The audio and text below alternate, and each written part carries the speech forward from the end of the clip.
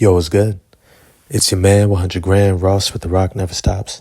I've been meaning to do a video for a while about the Atlanta Hawks. Well, here it is. The Atlanta Hawks are here. They've been here. But now they have something a little extra special.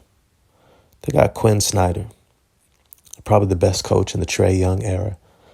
And I want to dive into what he's been doing with these Atlanta Hawks in this video. If you enjoy it, smash the like button for me, hit subscribe and the bell for notifications. Let me just start off by saying, before I even get into Quin Snyder, let me give a big shout out to Jalen Johnson. For those of you who are not aware of his story, he was a top recruit, and I mean top 1, 2 in his high school class going into Duke. Things didn't go well at Duke. And as a result, he slipped in the draft. But he never lost the talent.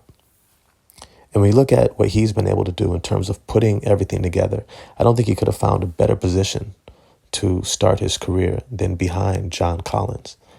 Because if anything, Jalen Johnson is everything that they wanted John Collins to be.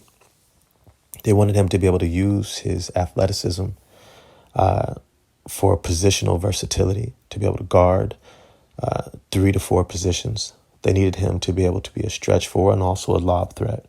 They were looking for him to be able to create off the bounce, to create some offense consistently, and to also rebound and run the court. And that's what they paid him handsomely for. Unfortunately, there's definitely some things around John Collins' hand injury to a finger that has jacked up his hand. It's really thrown off his shot, but to an extent, when we look at him in Utah right now, he's hitting his shot. So somewhere in the mix of either the offensive scheme of things or the injuries and playing next to a ball-dominant point guard in Trae Young and the kind of heliocentric offense that they had traditionally been in under his era, under the Trae Young era, John Collins has not really been able to find the promising offensive rhythm that he showed early in his career that earned him that contract. But Jalen Johnson, being drafted to the Atlanta Hawks, has been able to not just observe John Collins, but patent much of his game in terms of how he can maximally be effective in the NBA and for the Atlanta Hawks by the play style that he had been placed in. When I say he, I mean John Collins had been placed in. And so when Jalen Johnson is beginning his career with Sharif Cooper, who unfortunately didn't pan out, I thought he was going to be perfect behind Trae Young. Unfortunately, he hasn't been. And now I believe he's out the league or on somebody's end of the bench. But all this to say is that he's been able to learn how to apply his athleticism, his playmaking, his skills. And I know some people are going to be like, well, how come Nate McMillan wasn't playing him sooner? Because he wasn't ready. Look, just because we see somebody playing at a high level now doesn't mean he was ready yesterday. And being only in his 3rd year in the NBA, we have to respect to an extent that it's been a developmental process. He's had time to get his body ready. He's had time to develop and come to an understanding of the systems that he's been in under Nate McMillan and now Quin Snyder. And then he's also been able to find some early success last season and in the playoffs that he's been able to build on in terms of his confidence. And we're now seeing it all come together in this season for the Atlanta Hawks. And he has been a major, major component of this team.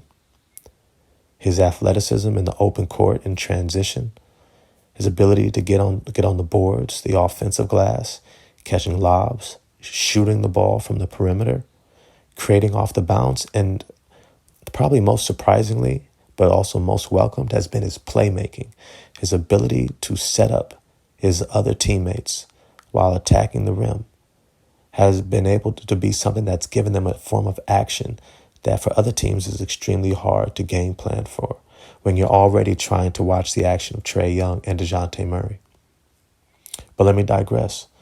Some of the things that you see Quin Snyder doing within this offense is that he is really demanding and enforcing that the guys move what they call side-top-side action, where they are reversing the ball from one side of the court to the other, that it doesn't stick, And something that you're seeing very, I would say, like highly popularized in the NBA right now is this idea of 0.5 second movement.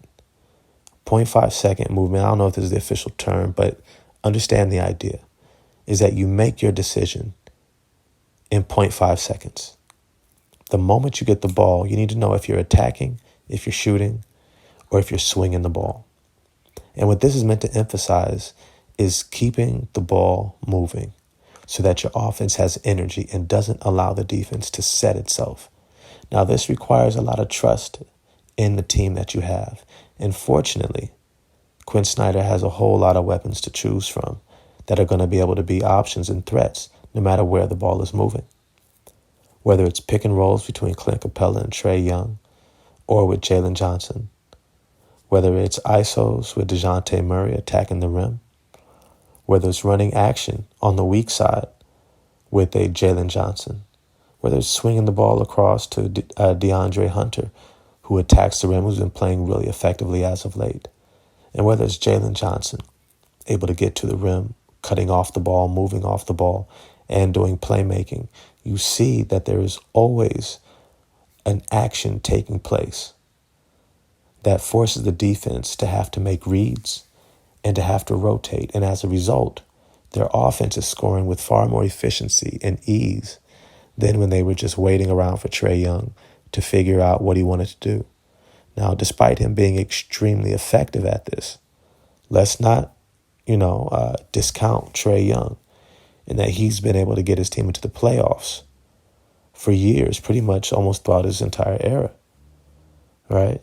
And so as a result, you can say that it wasn't a bad option of him just running the offense, but what has improved this team as a whole has been including everyone else into this.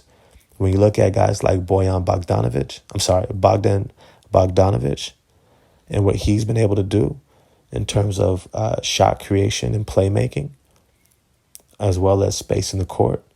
When he comes in with Onyeka Okongwu and Sadiq Bey or Jalen Johnson, whoever they're bringing off the bench at that time, they're able to maintain pressure on the opposing defense offensively every single time, because guys that they're bringing in are also high IQ players who pose a threat the moment they touch the ball. And what we're seeing is the bench is able to either sustain leads or to gain leads because of the depth that they have. Now, this is a luxury that not every team has. Not every team has guys who can drop 20 points a game off their bench in Sadiq Bey and Bogdan Bogdanovic. Not every team has a potentially all-NBA defensive level center coming off the bench behind their starting center, right? And these are luxuries that Quin Snyder has maximized to the fullest. Now, when we think about the long-term outlook of this team, if I'm honest with you, I see nothing less than a top 5 seed. This team has too much talent, too much depth. They're playing at a high level. They're trusting each other. Their defense is there. And it's a team that's been together for years now. They have a level of continuity. And this is something that if you listen to my channel, you've heard me say multiple times, is that the NBA this season is deeper than it's ever been. There's more talent spread out across the board to where every team legitimately has a shot at the playoffs. If you look at the records right now, everybody is close. Everybody's at 3-2, 4-2. Very few teams only have one loss. Everyone is winning and losing. And there's going to be the type of season where it's going to come down to injuries, like with the Memphis Grizzlies, like with the Sacramento Kings. You lose one of your primary stars, and you could pretty much almost write off the season because of how hard it's going to be to get back into it. No matter how talented your guy is when he gets back, because of the talent level spread out throughout the league, you're not going to be able to make up those games in time. And so what we're seeing is if these Atlanta Hawks stay healthy, they're going to have one hell of a season. And if I'm honest with you, they're one of those teams that the top teams, Milwaukee, Boston, you would expect to beat them. But I don't know if there's another team in the East outside of those two that I would expect to beat them in a playoff series. I'm not saying that could, right? Philadelphia could, right? But I wouldn't expect it. And that makes them one hell of a dangerous team. Shout out to the Atlanta Hawks organization for finally getting it right with this coaching hire. But as always, I want to know what you all think. Do you think the Atlanta Hawks are due for a top 5 seed to finish in this year's 2023-2024 season? What do you think about Jalen Johnson? What do you think about this new offense? Sadiq Bey, Onyeka Okongwu. There's so many bright spots for this team right now. But as always, holler at me in the comment section. You know I'm going to get back at you. Whatever you comment, I definitely try to respond. Like, subscribe, hit the bell for notifications, and I'm going to get at y'all next time. Peace.